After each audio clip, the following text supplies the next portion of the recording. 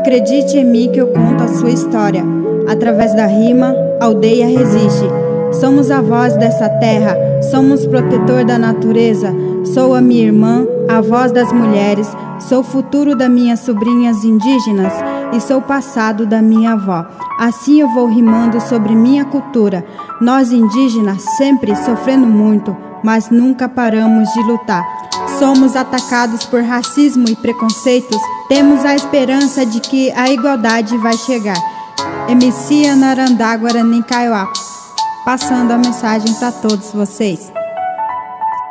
Pecha xerra e cunhangue o mombeu ko angandai kwai ba empo ojehu vaha isuru mau e ko nyondive ko angai ko vai buiracha o bebê moan vai kwe kare kweron botucha amaru prosuru mi pirape ojuka te korra jere kagu o canhimbado de rechaveio mi cai opa mamba awa no maricavegui ipu arra se chupé Iwi ojeka hao soropai tengo pe rapé Nyembo epojerure kago jevu hanga Carai nharandu peu rapu pau minhana Avião pombo bebê o rapu pango te corra O pepe avaí embaço manto topá O pepe avaí embaço manto topá